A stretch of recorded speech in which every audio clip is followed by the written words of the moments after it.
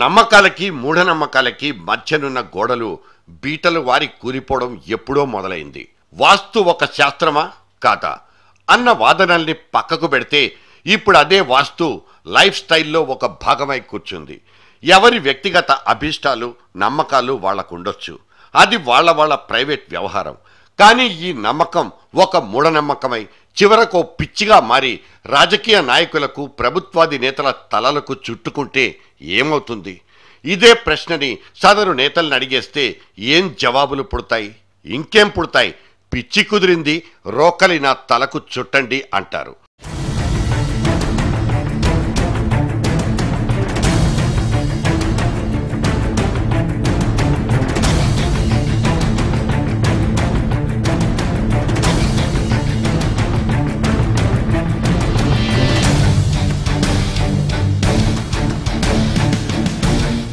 వాస్తు నెపంతో ఇవాళ 2 రాష్ట్రాల నేతలు వాళ్ల కేటాయించిన అధికార నివాస గృహాలనబడే క్యాంప్ ఆఫీసులకు గ్రహణం పట్టేస్తోందా? చంద్రబాబు కేసీఆర్లు ఇద్దరూ వాళ్ల కేటాయించిన క్యాంప్ ఆఫీసులకు వెళ్లమంటే వెళ్లం పొమ్మంటున్నారు. కారణం వాస్తు. ఒక్కసారి ఈ వాస్తు తిరకాసుతో కోట్లాది రూపాయల ప్రజాధనాన్ని ముఖ్యమంత్రులంతా వరుసబెట్టి ఎట్లా ఖర్చు చేశారో చూసొద్దాం రండి.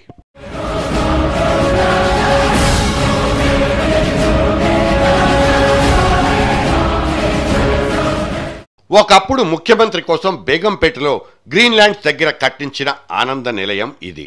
ఇప్పుడు దీని స్థానంలో టూరిజం డిపార్ట్మెంట్ వారి కొన్ని నక్షత్రాల హోటల్. ముఖ్యమంత్రిగా మారిన ఏ వ్యక్తికి ఈ ఆనంద నిలయంలో ఆనందం మిగల్లేదనే వెధవ సెంటిమెంట్తో చాలా కాలం దీన్ని పాడుబెట్టారు. సీఎంగా ప్రమాణ స్వీకారం చేసిన వాళ్ళెవరూ దీని ఛాయలకే పోలేదు. ఒకప్పుడు చెన్నారెడ్డి నుంచి ముఖ్యమంత్రి బాధ్యతల్ని తీసుకున్న కోట్ల విజయభాస్కర్ రెడ్డి అడుగు పెట్టగానే ఆయన అధికారం అంతమైపోయిందన్న బ్యాడ్ సెంటిమెంట్. అప్పట్నుంచి ఈ ఆనంద నిలయం అంటేనే సీఎంలంతా హడలి చచ్చారు. ఇక అదే కోట్ల విజయభాస్కర్ రెడ్డి రెండోసారి ముఖ్యమంత్రి అయినప్పుడు మాత్రం తన శ్రీనగర్ కాలనీ ఇంటినే క్యాంప్ ఆఫీస్గా మార్చేసుకున్నారు. ఇక చెన్నారెడ్డి తన తార్నాక నివాసాన్ని క్యాంప్ ఆఫీస్గా మార్చేసుకుని ఇంటి మొత్తాన్ని ఎయిర్ కండిషనింగ్ చేసి పారేశారు. ఇంట్లో ఉన్న 2వ అంతస్తుకు ఓ లిఫ్ట్ కూడా సర్కారీ ఖర్చుతో బిగించుకున్నారు. ఇక ఆయన సెక్రటేరియట్కి రావడానికి ఉస్మానియా యూనివర్సిటీలో ఉన్న స్పీడ్ బ్రేకర్లను కూడా తీయించి పారేశారు. ఇక సచివాలయంలో ఏకంగా సి బ్లాక్ను వాస్తు పేరుతో కోట్లాది రూపాయలతో నానా హంగామా చేసి పునర్నిర్మించేశారు. ఇక ఈ నమ్మకాల్లో అందరికంటే 2 ఆకులు ఎక్కువే చదివిన ఎన్టీఆర్ కూడా తక్కువేమీ చేయలేదు. సెక్రటేరియట్ తూర్పు దిక్కున గోడలు పగలగొట్టి ఏకంగా ఒక మహాద్వారాన్నే ఏర్పాటు చేసుకున్నారు. ఇంతకు ముందున ఇన్ అండ్ అవుట్ గేట్లు పర్మనెంట్గా మూసిపారేశారు. ఆనాడు వాస్తు పేరుతో జరిగిపోయిన ఈ మోడర్న్ మార్పులు విమర్శలకు తావిచ్చాయి. ఇంత చేసిన ఎన్టీఆర్ ముఖ్యమంత్రి కార్యాలయం కోసం చెన్నారెడ్డి కట్టించిన కొత్త సి బ్లాక్కు సమత అంటూ నామకరణమైతే చేశారు గాని అందులోకి అడుగు పెడితే ఒట్టు. పాత సెక్రటేరియట్ కార్యాలయంలోనే చెక్కమెట్లు డొక్కు లిఫ్ట్తో సరిపెట్టేసుకున్నారు. నమ్మకం అటువంటిది. విచిత్రం ఏంటంటే అదే బ్లాక్లో ఉద్యోగ సంఘాలు మహిళలతో 1-2 సందర్భాల్లో ఎన్టీఆర్ అవమానాల పాలయ్యారు గాని అక్కడి నుంచి జరగడానికి మాత్రం ససేమిరా అన్నారు. ఇక ఎన్టీఆర్ 2 సార్లు ముఖ్యమంత్రిగా అధికారంలో ఉన్నప్పుడు ఆయన అధికార నివాసాల గురించి కొద్దిగా చెప్పుకోవాల్సిందే. అనెక్షర్ 1 హ్యాబిట్స్, అనెక్షర్ 2 గండిపేట, అనెక్షర్ 3 నాచారం. ఇక రెండోసారి ముఖ్యమంత్రి అయిన తర్వాత తన చివరి రోజుల వరకు ఆయన బంజారాహిల్స్ రోడ్ నెంబర్ 13లోనే మకాం పెట్టుకున్నారు. ఇది వాస్తు నమ్మకాల్ని వెనకేసుకుని ఆయన చేసిన కొన్ని పనులు.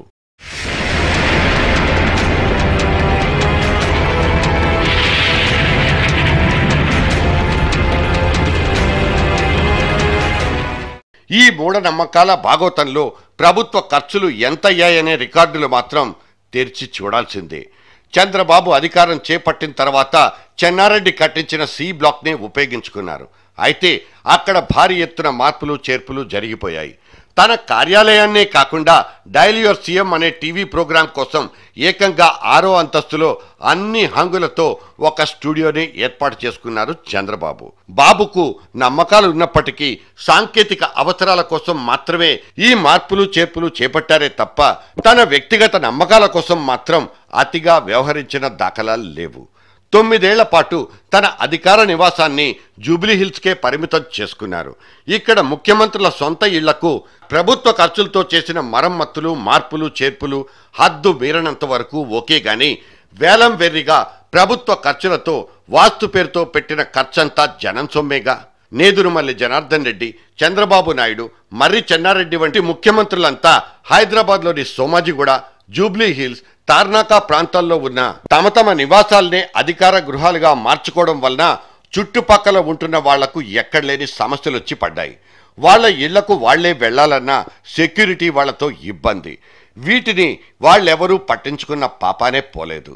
ఇన్ని వ్యవహారాలు, అనుభవాలు ఒక ఎత్తైతే ఇక వైఎస్ రాజశేఖర రెడ్డి ముఖ్యమంత్రి కాగానే భారీ ఖర్చుతో బేగంపేట గ్రీన్లాండ్స్ ప్రాంతంలో ఉన్న 2-3 మంత్రుల క్వార్టర్లను నేలమట్టం చేయించి అత్యాధునిక వసతులతో వాస్తు ఎక్స్పర్ట్లను పిలిపించి రకరకాల ప్లాన్లను గీయించి చివరకు ముఖ్యమంత్రి క్యాంప్ కార్యాలయాన్ని కట్టించేశారు. ఆయన రెండోసారి సీఎం అయిన తర్వాత జరిగిన దుర్ఘటనలో ప్రాణాలు కోల్పోవడం, ఆ తర్వాత కాకతాళీయంగా కుర్చీనెక్కిన రోసయ్య క్యాంప్ ఆఫీస్గా దాన్ని వాడకపోవడం గమనించదగిన విషయం. రోసయ్య కూడా తన అమీర్పేట్లోని పాత ఇంటినే ముఖ్యమంత్రి క్యాంప్ ఆఫీస్గా వాడుకున్నారు. అప్పుడప్పుడు కొత్త క్యాంప్ ఆఫీస్కి వచ్చినా అది కూడా చుట్టపు చూపుగా మాత్రమే.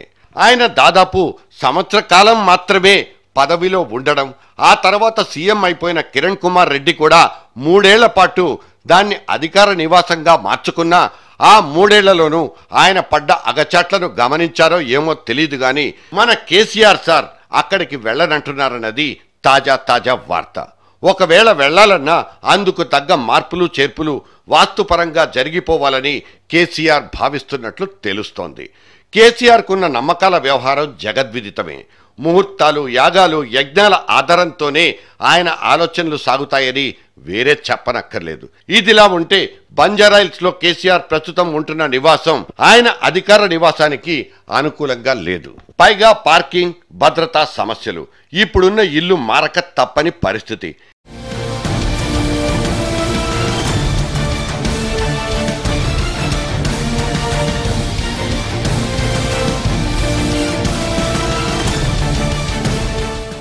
ఆంధ్రప్రదేశ్ రాష్ట్రానికి ముఖ్యమంత్రిగా పదవీ స్వీకారం చేయబోతున్న చంద్రబాబు తన కేటాయించిన లేక్యూ గెస్ట్ హౌస్ కి మారడానికి సుముఖంగా లేనట్లు వార్తలొస్తున్నాయి. ఆ పనేదో ఏ గుంటూరులోనో, విజయవాడలోనో లేక ఈ రెంటికి మధ్యనున్న నాగార్జున యూనివర్సిటీలో చేయాలన్నట్టు ఆయన ఆలోచన. పైగా ఈ ఇద్దరు ముఖ్యమంత్రులు తమకిప్పుడున్న సెక్రటేరియట్ మెయిన్ గేట్ ఎంట్రన్స్ ని వద్దని, దాని స్థానంలో పాత గేట్నే ప్రవేశ ద్వారంగా మార్చాలని పట్టుబట్టినట్లు సమాచారం. ఒక ఎన్టీఆర్కు పనికొచ్చిన వాస్తు మార్పు ఇప్పుడు కాబోయే ముఖ్యమంత్రులకు ఎందుకు పనికిరాదో మనకర్థం కాదు. ఈ ముఖ్యమంత్రుల ఆలోచనలు ఎలా ఉన్నప్పటికీ తాముండబోయే ఇళ్లకు, పనిచేయబోయే ఆఫీసులకు మళ్లీ వాస్తు మార్పులు తప్పవు. ఇటువంటి మార్పులు చేయడానికి తడిసి మోపడయ్యే ఖర్చు కూడా తప్పదు. అవసరాల కోసం, వచ్చే అతిథుల సౌకర్యాల కోసం ఏ ఇంటికైనా, కార్యాలయానికైనా చిన్న మార్పులు తప్పకపోవచ్చు. అయితే వాస్తు పేరుతో పాల్పడిపోయే ఇటువంటి దురాగతాలకి ఫుల్ స్టాప్ పెట్టకపోతే మాత్రం అసలే బక్కచిక్కిపోయిన ఖజానాకు మరింత బొక్కపడ్డం ఖాయం. వీళ్ళంటే ముఖ్యమంత్రులు కాబట్టి తప్పదేమో అంటూ సరిపెట్టేసుకున్న మిగతా డజన్ల కొద్దీ మంత్రులు, అధికారుల మాటలేంటి? వాళ్ళ ఖర్చుల అరాచకాల సంగతేంటి?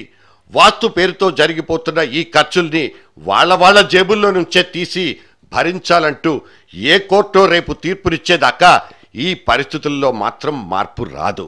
వాస్తు అనేది నమ్మకమా లేక మూఢనమ్మకమా అనే ప్రశ్న కంటే వాస్తు వ్యక్తిగతమా లేక అధికారికమా అనే ప్రశ్నే ఇప్పుడు కీలకం. దానికి సమాధానం వాస్తు ఖచ్చితంగా వ్యక్తిగతమే. Vastu, it's not official, it's personal.